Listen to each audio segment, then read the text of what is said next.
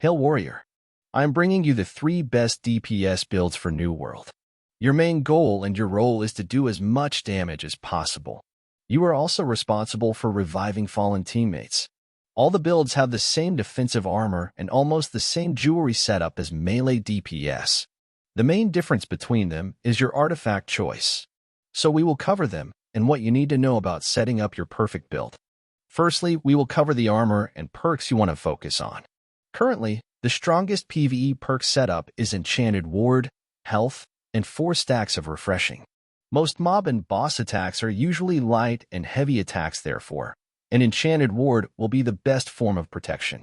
Alongside Health perk, you will have a much bigger health pool to work with and your time in expeditions and trials will be much easier.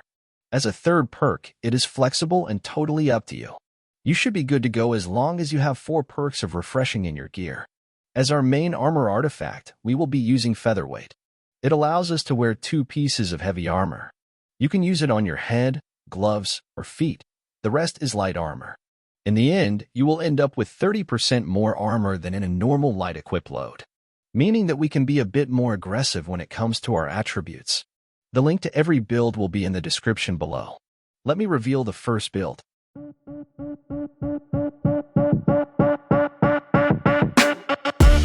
The first build is the Bleed Rapier build. This is one of the strongest builds that give the highest DPS of them all. Rapier scales both from dex and int to bring you one of the deadliest weapons.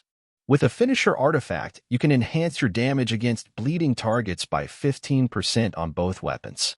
This amazing artifact also has Keen Tanda and Deadly Flourish perks and a gem socket. The third perk is up to you. I recommended one of the following: Vicious, Keenly Jagged, or Rogue. This artifact can be farmed in the Elysian Wilds elite zone called the Isle of Zervin, and it is dropped by the boss called Montrapala the Unrolled. There is usually some group farming it, or just create one yourself, and there is quite a high chance that you will not be alone while trying to take down this giant mammoth. I also like putting in a rune glass of Arboreal Amber. Gives our weapon an elemental damage bonus, and this is very beneficial as our intelligence perks help us massively. Also, none of the enemies are resistant to nature damage. Your skill tree consists of Tanda, Flourish, and Finish, and Flurry. This gives you plenty of damage while stacking up bleeds and then executing the opponent with the finish. Before we go any further into deeper dive into the build, I have to tell you the biggest minus of this one. There can be only one player in your team that can use this build as the bleeds from other rapiers do not stack. So be wary on how your team is set up. As your secondary weapon, I like using a spear as it offers good damage, plenty of bleeds, and goes alongside the rapiers once. For my spear of choice, I would use Fire Poker. It proves us in power. As the third perk, you can take Bleeding Sweep as it gives a huge bleed. Spear will also use Rune Glass of Arboreal Amber Gem. As for your skills, I like using it like this one. My main abilities are Sweep, Perforate, and Skewer. The rotation is simple and deadly. Sweep is the main DMG ability of the spear. These are the best jewelry that you can wear. All of them provide you with defensive options, but most of all as much damage as possible. The best amulet I have found is the Azoth Battery. It gives you health and bonus healing to your potions. As a third perk, you can pick the elemental resistance needed for you to clear mutations. My favorite earring is Genesis of Life. It gives you a regenerating and healing heart perk.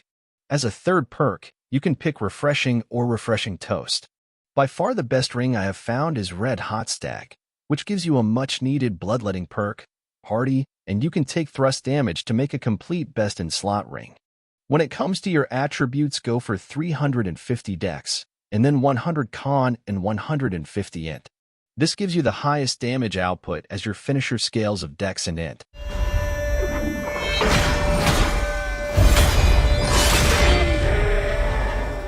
Serenity Build is the next build I would like to show you. It revolves around the Great Sword artifact, and it offers amazing damage while you are behind your target. Serenity's unique perk gives you a stacking damage increase. It also has Trenchant Strikes and Trenchant Crits. With Greatsword fast and strong heavy attacks, it brings very powerful swings down on his enemies. This combination is the most effective while you are behind your target, as all melee weapons have a guaranteed crit while you hit your enemies from the back. The gem I like in my weapon is Cut Pristine Emerald, which gives you bonus damage when the enemy is low on health. You can get Serenity from the PvP track. The weapon I like to pair it with as before is the spear. It is just such a strong weapon. My favorite spear is Fire Poker as it has the best perks that we need. As a third perk, I would take Bleeding Sweep. Now, I know what you will say, that I use the same weapon as in the previous build, but I can't help it. It is just that good. The damage this weapon does is just insane. With the combination with all of the artifacts, you truly have a deadly combination. This is the skill tree for your spear. It is the same as in Rapier build. Focus on the skills first and then complete it with all of the offensive passives. It offers many strong bleeds and your combo is very simple. You use all of the spear skills, so perforate first for the rend, then sweep and skewer for a strong bleed.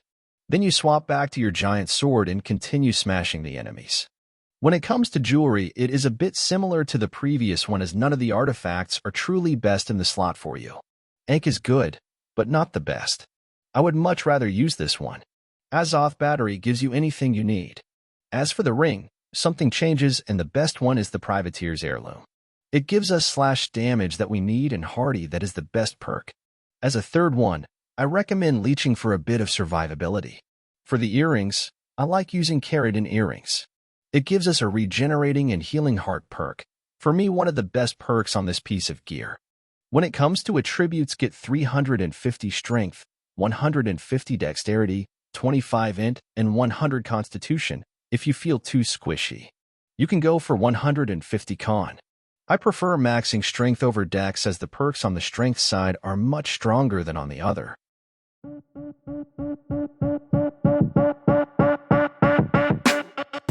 If you did not have enough bleed damage build, then here is another one.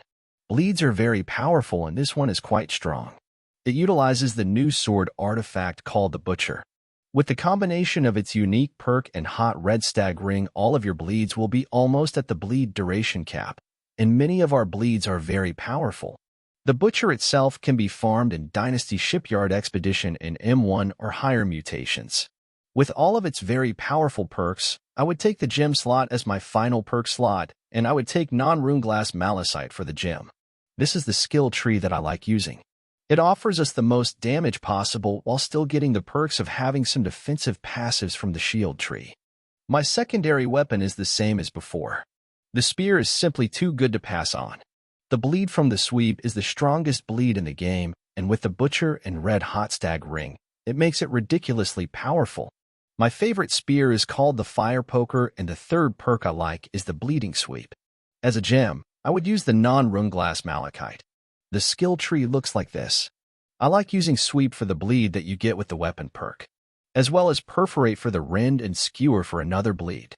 The best jewelry that is very cheap to get I have found is this one.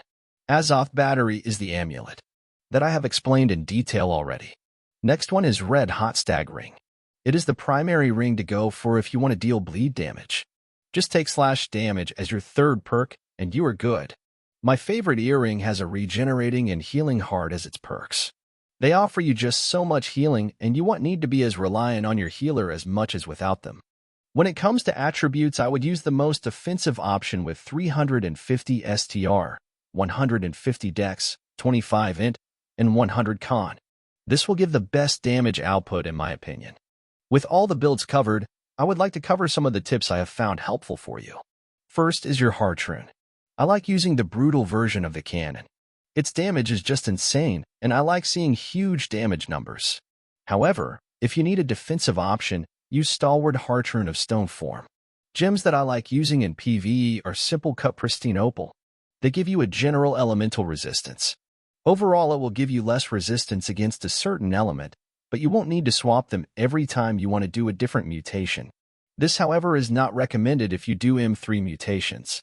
There you need to fully optimize with combat trophies, coatings for your weapon, ward potions, and correct gems. This concludes my best 3 DPS builds for New World PvE. All of them are very powerful and you can truly pack quite a punch. If you want to do higher tier mutations, do not forget about using ward potions. Major trophies are necessary as they increase your damage massively. The link to all the builds is in the description below. If you like content like this, you can always join us, and if you have enjoyed this video, you can give it a like as well. Have a nice day and goodbye.